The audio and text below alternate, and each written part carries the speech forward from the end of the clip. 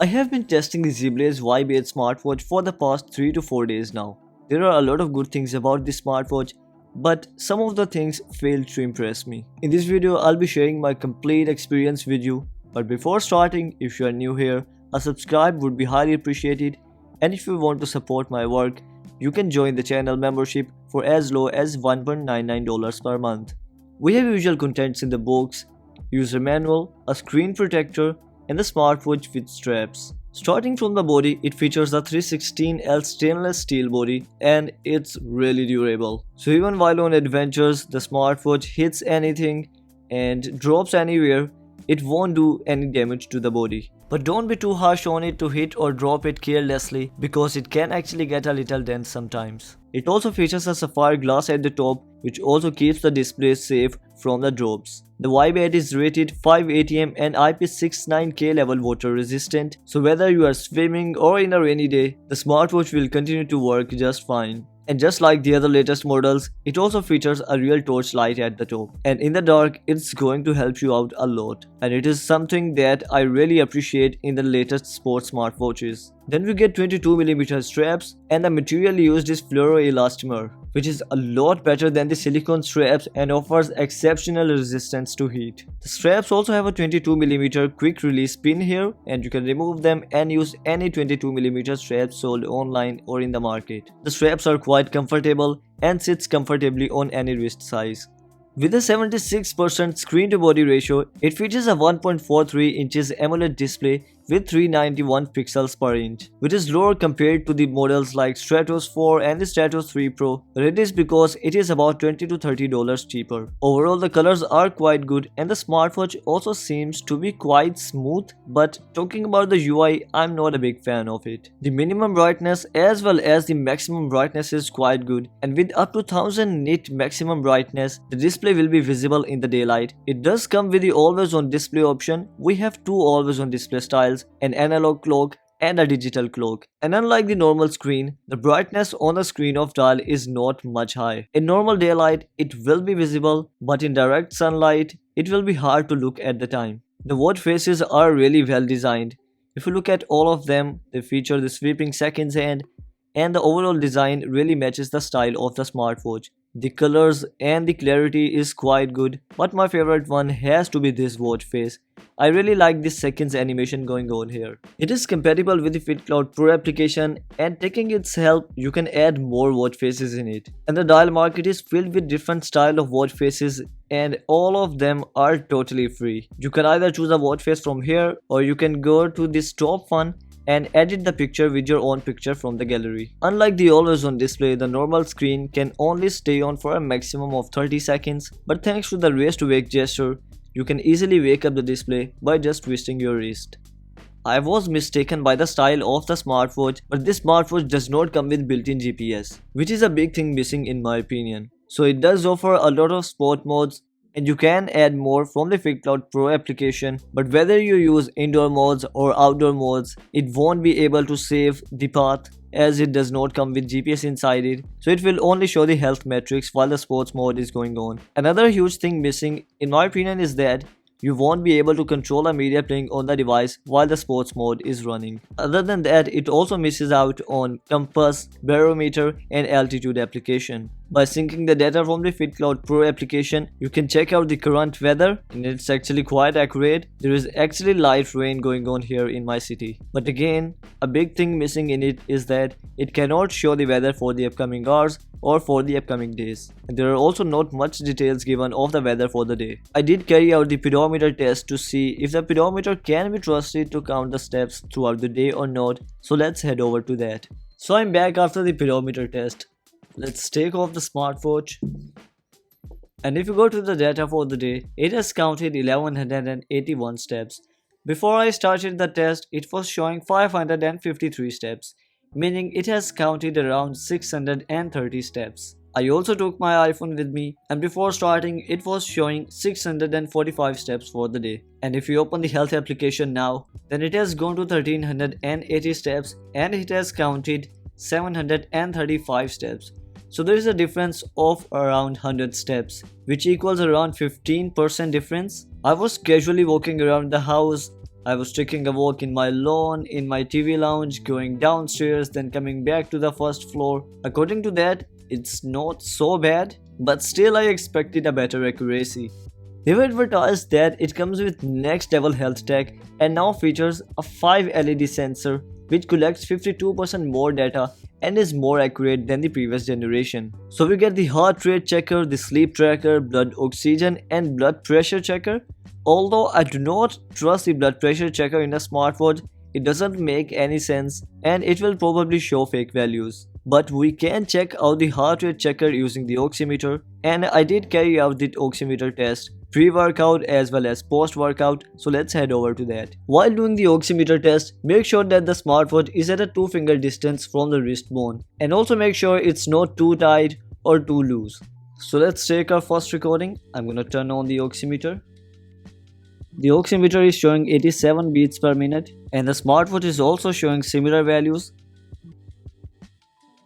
And you can see that the values are continuously changing and the smartwatch was matching that. I'm gonna take off the oximeter and now let's wait once again and take our second reading. I'm gonna turn on the oximeter once again. So it's not a fresh recording. Now it is showing 90 beats per minute and the smartwatch was also showing 91 beats per minute. And as the value is changing on the oximeter, it is also changing on the smartwatch. So the smartwatch has surely passed my oximeter test at rest, but now we are gonna do some exercise and then we'll see if it can show similar values or not. So I'm back now. Let's wear the oximeter. I'm gonna turn on the heart rate checker on the smartwatch and let's take a fresh reading. The oximeter is currently showing 145 beats per minute at the moment, and as you can see the smartwatch is also showing similar values. I'm gonna take off the oximeter and exit the heart rate application, and let's take another reading and let's see if it will again show similar values or not. So as I'm relaxing, now the heartbeat is 109 beats per minute at the moment. It is continuously fluctuating and the smartwatch is once again matching the values on the oximeter. So the smartwatch has surely passed my oximeter test, but still if you have a serious health condition, do not rely on the smartwatches and always opt for the real health gadgets like an oximeter or a real blood pressure checker. Other than that, we have the sleep tracker. Although they have mentioned that it offers in-depth sleep monitoring, but the sleep monitoring couldn't win my trust. I've been testing it for the past 4 days. Sometimes the value is quite accurate, but still the day before yesterday, I went to sleep at around 11:45 PM and then I woke up at 1:15 AM after about 1.5 hours. And when I checked the smartwatch, it didn't record the sleep data and it had actually counted 67 steps during that time. And also last night I went to sleep at around 2:30 AM and got up at around 8 AM I guess, and it had recorded 5 hours and 25 minutes of sleep time, which was good. But then I took a nap from 11:30 AM to around 1:30 PM and it did not record any data. So about the sleep monitor, in my opinion it cannot keep a record of the naps during the day, and sometimes the data shown is also quite accurate. It is showing awake time of 2 minutes at around 5:15 AM and I actually woke up at 5:15 AM and went back to sleep. But it probably noted that wake time because I checked the smartwatch at 5:15 AM. So it's good but not trustworthy in my opinion. And the last health related application we have is the breath training, which offers 2 timing options and unfortunately it does not allow you to adjust speed. The watch application stores all of your health data, and by going to the Me section, you can also connect it with Widget, Sports, Strava or Apple Health. It also offers a lot of basic smartwatch features. Using the watch application, you can turn on the push notifications and the notifications arrive directly on your smartwatch. Here's how the notification looks like. Unfortunately, it does not support scrolling and it also does not show the emojis. From the control center, you can turn on the Bluetooth calling option and it has 3 features. First of all, you can receive calls directly on the smartwatch. It has the option to transfer the call to the smartphone and back to the smartwatch, and we have the sound adjustment and we have the sound adjustment and the mute option here. So let me show you the speaker quality. Hey there. And now let me show you the mic quality. Hey there. After that, using Bluetooth calling, you can use the voice assistant directly on the smartwatch, and then you can also stream the music directly on the smartwatch. If you do not want it, just turn off media audio from here, and then you can control the media playing on the device without shifting the sound to the smartwatch. Other than that, the watch application also features the find phone option. We also have the remote camera option, using which you can click pictures directly using it, and we get the business card option, using which you can save the QR codes of these applications directly in the smartwatch. A big thing missing in it is the NFC option. The smartwatch can neither be used for NFC payments and nor for unlocking the doors. In the end, we have a lot of utility applications like the stopwatch application. Again, one disappointing thing about it is that you cannot take a look at the laps while the stopwatch is running, and you also cannot run the stopwatch in the background. Then we have timer, which does allow you to use customized times, but it won't ring when the timer ends, and it only vibrates twice. Another big thing missing in it is the ability to add alarms directly in the smartwatch. And to add alarms, you will have to use the watch application, and once you have added an alarm, you can turn it on or off from here. The speaker is quite loud, and the alarm can actually wake you up, unless you sleep like me. And in the last, we have the calendar application and the calculator application to help you with some basic calculations. It offers a 500 mAh of lithium polymer battery and takes around 1.5 hours to fully charge from 0%.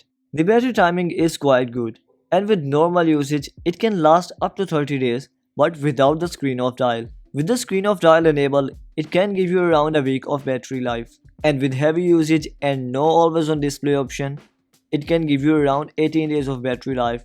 It is because it misses the built-in GPS, and there is nothing which can drain a lot of battery. That's all from the Zeblaze Vibe 8.